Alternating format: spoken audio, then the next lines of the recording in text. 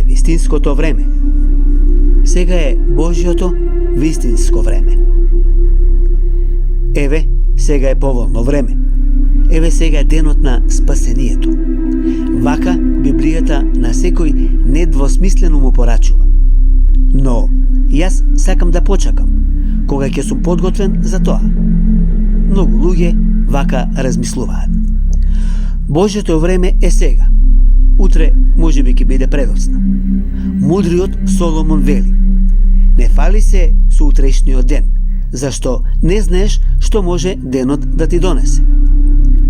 Со секој очекување на часовникот и со секој твој здив, животот е неминувно се приближува кон крајот, кон животот. Прашањето е каде би сакал да ја поминеш вечноста, доколку твојот живот заврши денес. Во светлина или во темнина, во рајот или во пеколот, со Бог или без Него. Ако поверуваш денес во Господ Исус Христос, твојата иднина ќе биде сосема известна. Зошто денес и зошто сега? Апостолот Павле нова ќе рече: сега, откако сме оправдани во неговата крв. Сега, откако добивме помирување. Сега, откако сме ослободени од гревот. Сега, нема осудување за оние кои се во Исус Христос. Кога се работи за спасението и за вечноста, не постои утре или друг ден. Сега и денес е Божјото време. Ако не го прифатиш ова сега, тогаш може да биде никогаш.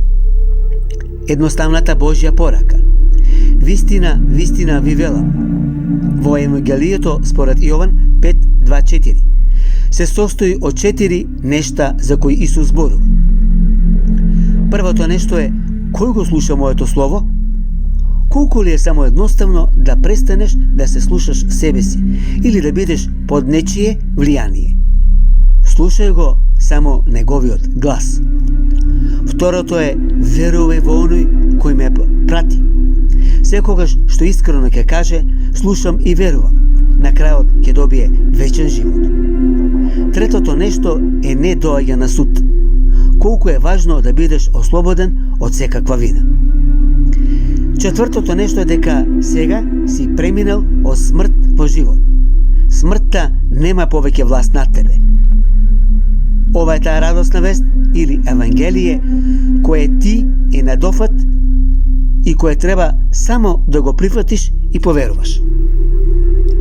Последната можност да го прифатиш ова спасение кое ти се нуди е затоа што е бесплатно. Друг исплатил за ти да го добиеш Господ Исус Христос.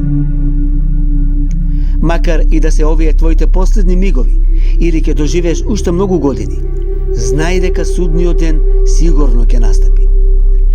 Прифати го овој ден како последна можност да се измириш со Бог и како ден на твоето спасение. Одлуката е твоја. Еве сега е благопријатно време, еве сега е денот на спасението. А утре? Не фали се со утрешниот ден.